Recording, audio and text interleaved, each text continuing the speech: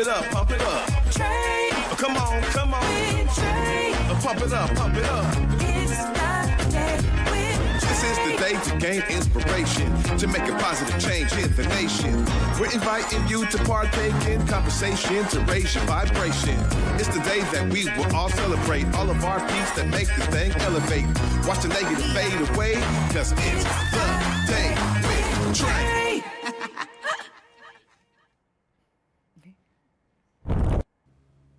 Grand Rising, everyone. Welcome to the Day with Trae. I'm your host, Trae Holiday. I get to welcome you to a wonder-filled Wednesday, and I'm really excited for my guest who's in the building with me today, Allycea Weil. She is a candidate for Seattle Public School Board District 5. So we're going to be talking about what she's here to run on. So all of y'all who have the ability to vote for this specific position, that y'all will know who she is and what she's about.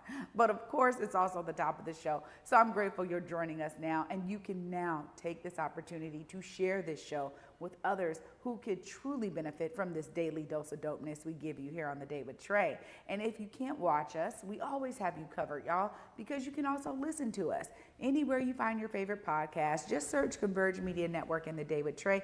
You'll find us there. Huge shout out to our complete podcast team who make sure this audio is nice and crisp for all you listeners. And you too can be sharing it however you're listening to it. So I'm so grateful for that organic growth. Thanks again for being a part of our growing journey here on the show. Now, before I get into it with Allycea, I was sharing a little bit yesterday about us becoming unfiltered as adults, remembering that innocence. And I got to experience something with my family that truly did that for us. So my mother and my two brothers, we went to the biggest bounce house experience that was at the Puyallup State Fairgrounds. It just ended on Sunday, but we got in before it was done. And I promise y'all, it was the biggest fun ever. I did not know what to expect. My brother's like, we should just try this, y'all. Just let's start doing these, cool things as a family. And when I tell you the memories it created, all night, all we did was laugh about what we just experienced. So huge obstacle courses, huge slide, biggest huge bounce house. At the end was a super dope castle that had like foam machine and bubbles and games and balls and basketball hoops and just like a huge, like almost like tetherball thing. I mean, it was incredible. And again, if I didn't step outside the box, if my family didn't join the journey to step outside the box with my brother's idea, we wouldn't have had this experience. And so it was a huge reminder of me as I think about a wonder-filled Wednesday. What are you doing to feel wonder in your world, right? There are so many amazing experiences that are available during the summer months in the Pacific Northwest, but even outside of the summer, there are so many great things that we can do now with like VR and escape rooms and axe throwing and the bubble experience and whatever. There's just like so many fun things to do. And there are ways that have now been curated for you to fill your world with wonder. So I encourage you to find something, step outside the box, enjoy something, and make lasting memories with your loved ones like I was able to do. It was a great reminder of how much fun it could be to play as an adult. Well, after this short break, y'all, up next, we got Allycea Weil in the building, and we'll be talking all about her candidacy for the Seattle Public School Board. Y'all definitely don't want to miss this. Stay tuned. You're watching The Day with Trae. When I had my first child, I didn't really understand the impact of my using until I gave birth to him.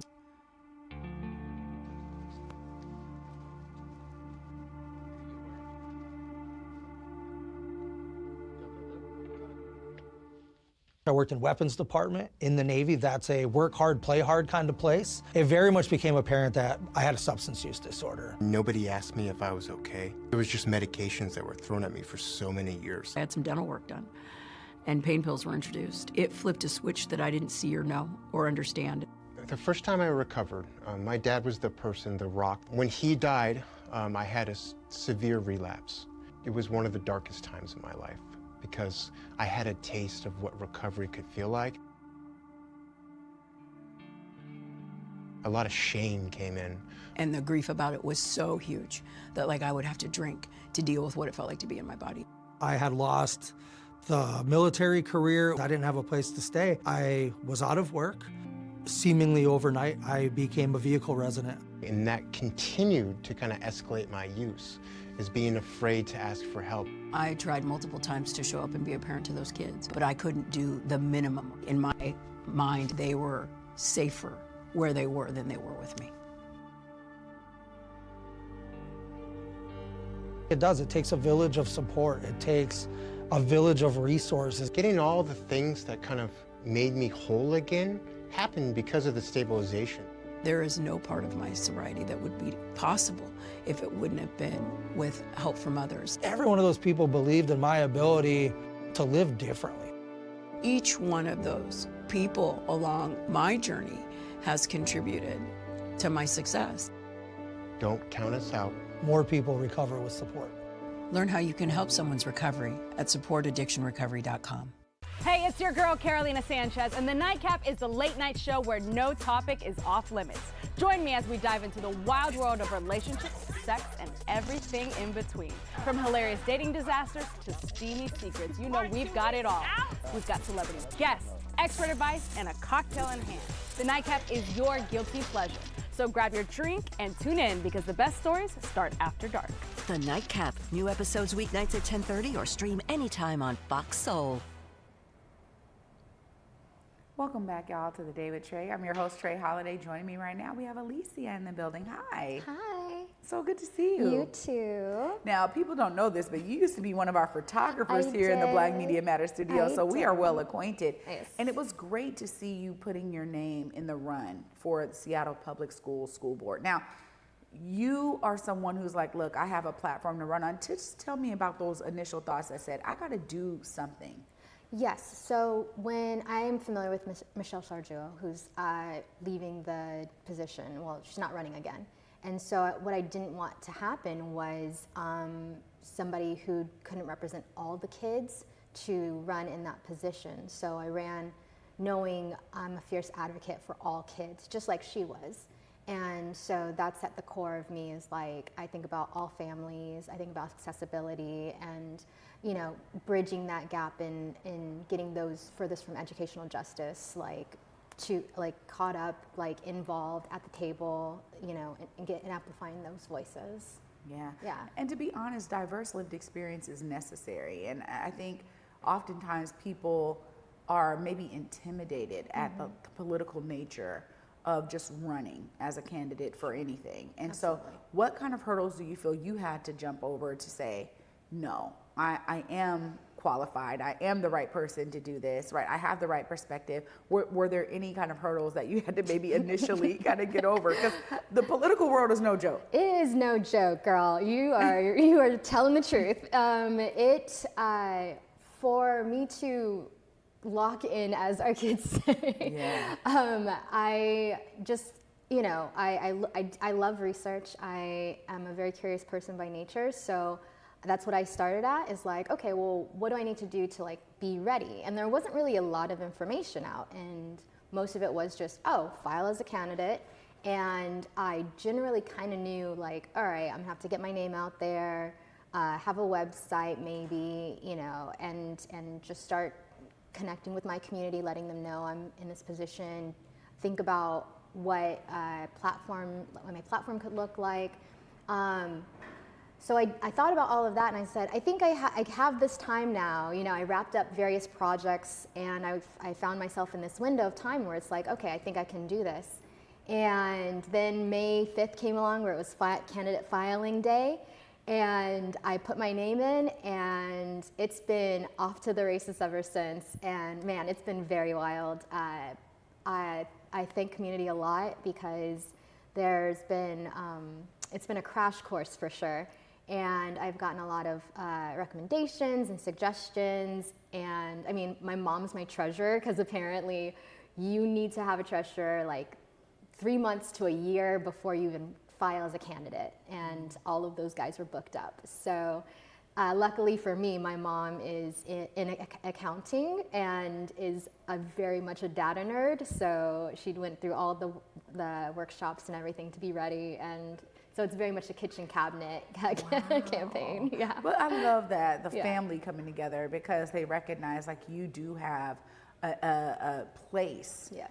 in Seattle Public School Board. And when I think about the diversity of lived experience and the need to be there for all students, you know, one of the things that really stands out to me is that you call out, like, I'm running as a gig worker, right? And that being like a major part of the understanding that you could bring to the board. Tell us a bit more about what that looks like for you. Yeah, it's so as a gig worker, as a freelancer, as someone who's you know, a single parent, and I try to volunteer in my kids' schools. I bring a lot of, and I'm also a part-time employee at Seattle Public Schools. I hold a lot of jobs, and so I have yet to see that representation on the board. You know, usually it's prior executives or people like independently wealthy or something like that.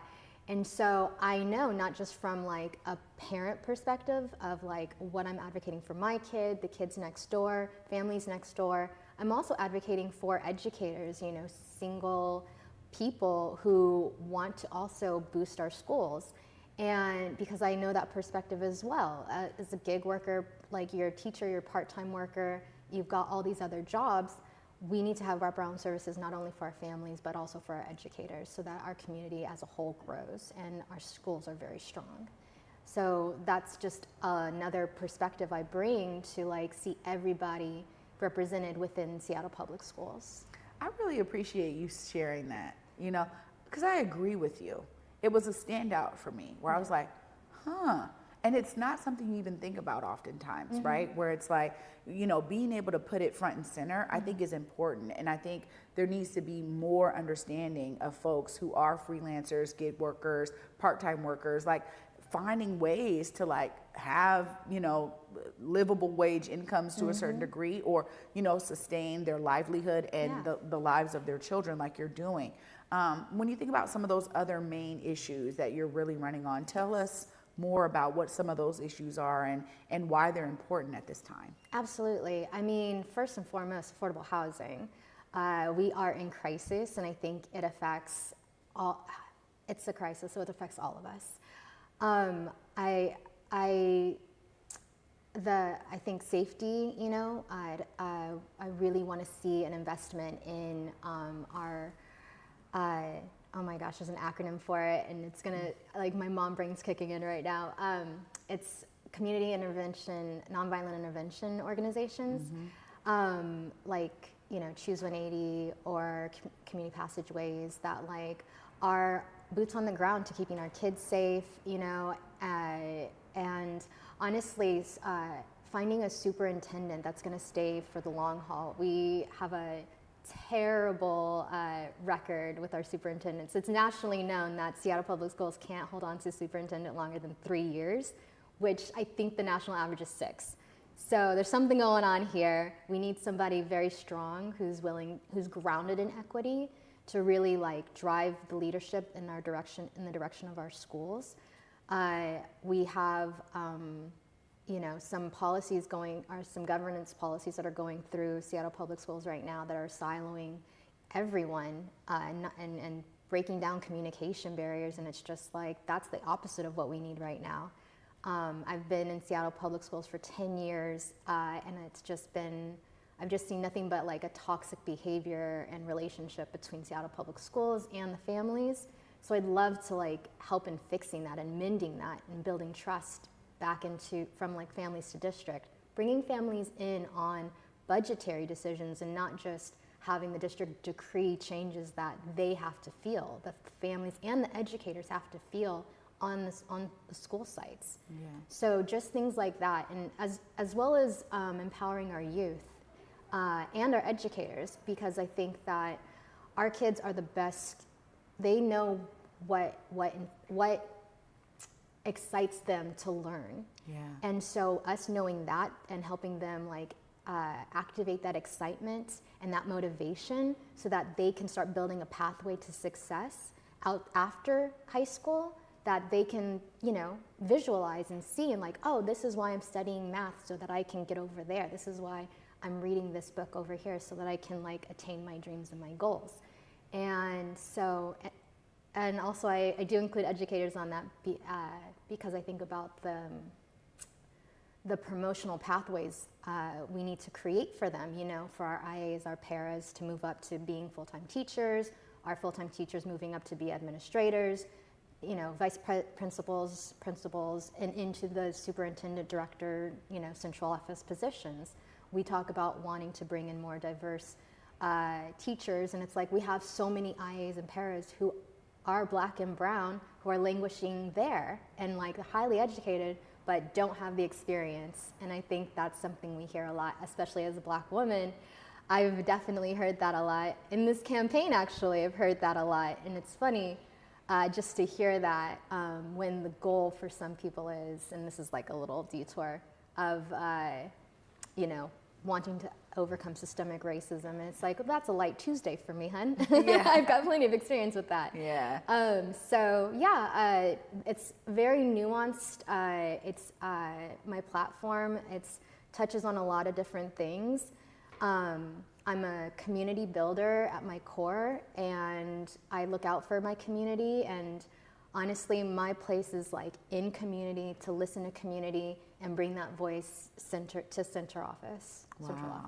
Well, you know, people don't think of school boards having the ability to incorporate so many different issues. I think oftentimes they think, all right, budgeting for the school, administration, you know, at the district level, and a lot of things, you know, could fall through the cracks just because people don't understand. And when you think of, you know, bringing community voice in, so much of that is educating community voice on how their voice could be powerful. Yes. What kind of ways do you foresee being able to make that known? Because I think it feels like an unknown in a lot of communities, especially global majority communities. Absolutely. I think that the way we have tried to invite people who don't normally come to the table, are seen as not coming to the table, is, oh, come to central office and tell us what you think about this topic that we're going to designate time for. And there's a specific way to do it, and there's all these barriers. And we keep saying it, it's like you have to meet people where they're at. Like, why are we not at the PTA meetings? Why are we not in the schools, like talking to these kids? Like, kids have clubs, you know? We can be involved there, like giving talks so that everyone knows the kind of policies we're talking about, what new programs are coming through. Like, my kids participated in Kingmakers, which is this lovely Seattle program that amplifies and like tries to like create more of a bonding group between Black boys around Seattle, North and South and whatever. It's all Seattle public school kids. And I just wish that it was more amplified and funded more. And I think that if that program was shared in and brought to people where they're at, then there would be more excitement around it and more support for it. You know, meeting people, like like we use these things called talking points to, like, a lot of the teachers use that to like communicate with families. And I'm talking to my administrator friends, and they're like, you know, our immigrant families exist on WhatsApp. Like, that's their preferred app. And I'm like, yeah, let's connect with WhatsApp and see how we can disseminate information there. Truly meeting people where they're at. If you prefer like being at church or whatever, let's push into with imams and partner with them, and pastors and partner with them. Like, let's go there. That's our job. Wow. Yeah. I appreciate the fresh perspective, which is always interesting when I'm talking to folks who are running for anything, because there's something that you see that's missing that you want to bring. And it's always one of those things that opens up the mind frame of around, okay, yeah, maybe it's been a bit narrow. Maybe it's been a bit too focused on this one way of doing things. If it isn't working, you need innovative approaches to change it. And you need people to drive that innovative change as well. So I'm so glad that you said, you know what, I have something to offer. I want to be there. I want to be of service. Of course, if folks are looking to support your campaign and learn more, I got to give you time to look right there and let them know how they plug in. Oh, sure, yeah. You can find me at Allycea Weil for schools.com. There you can read more about my platform. You can sign up to volunteer. I'm going to be knocking on doors here in the next couple weeks, handing out my flyers, which I designed. So I hope you think they're pretty. But yeah, I'd love to see you, love to have you on my team. And also, if you feel moved to, you can donate there as well. Wow, Allycea, great work. Thank you. It's good to see you in this light. well. You know, bringing something so fresh. Oh, thank you. And so I'm rooting for you over here. I'm not in Seattle, but I'm rooting for you over here. So, I appreciate your love and support. Yeah, absolutely. Thanks so much for being here. Thank you. Wow, y'all.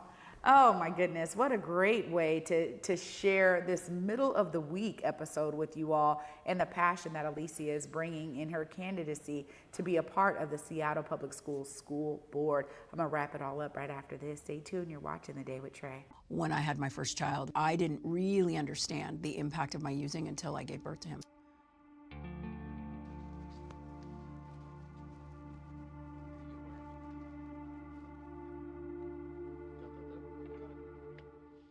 I worked in weapons department in the Navy. That's a work hard, play hard kind of place. It very much became apparent that I had a substance use disorder. Nobody asked me if I was okay. It was just medications that were thrown at me for so many years. I had some dental work done, and pain pills were introduced. It flipped a switch that I didn't see or know or understand. The first time I recovered, my dad was the person, the rock. When he died, I had a severe relapse. It was one of the darkest times of my life, because I had a taste of what recovery could feel like.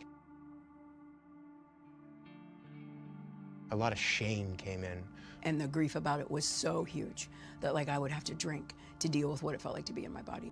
I had lost the military career. I didn't have a place to stay. I was out of work. Seemingly overnight, I became a vehicle resident. And that continued to kind of escalate my use, is being afraid to ask for help. I tried multiple times to show up and be a parent to those kids, but I couldn't do the minimum. In my mind, they were safer where they were than they were with me. It does. It takes a village of support. It takes a village of resources. Getting all the things that kind of made me whole again happened because of the stabilization. There is no part of my sobriety that would be possible if it wouldn't have been with help from others. Every one of those people believed in my ability to live differently. Each one of those people along my journey has contributed to my success. Don't count us out. More people recover with support. Learn how you can help someone's recovery at supportaddictionrecovery.com. Hey, it's your girl, Carolina Sanchez, and The Nightcap is the late night show where no topic is off limits. Join me as we dive into the wild world of relationships, sex, and everything in between. From hilarious dating disasters to steamy secrets, you know we've got it all. We've got celebrity guests, expert advice, and a cocktail in hand. The Nightcap is your guilty pleasure. So grab your drink and tune in, because the best stories start after dark. The Nightcap. New episodes weeknights at 10:30 or stream anytime on Fox Soul. Welcome back, y'all, to The Day with Trae. I'm your host, Trae Holiday. Huge shout out to Allycea Weil joining us here to give us her perspective on some of the changes that need to happen with the Seattle Public Schools School Board. And it's great to be able to hear this fresh perspective. And it's also inspiring, right?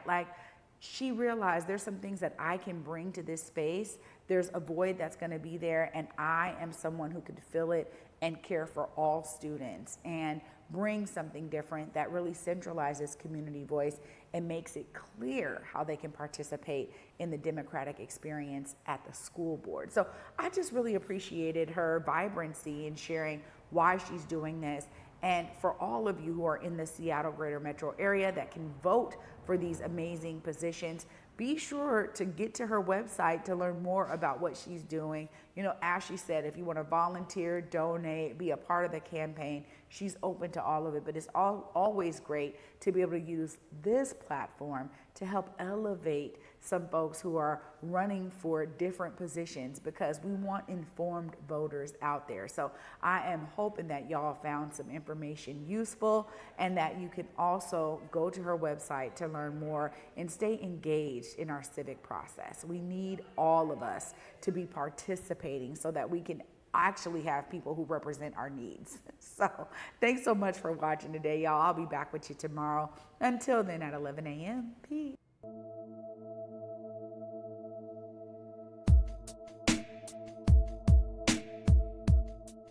Converge Media produces culturally relevant content for Black and urban audiences. Our coverage is raw, transparent, and objective, praised by community leaders, government officials, and residents. Support Converge Media today via Venmo, Cash App, or PayPal at Converge Media.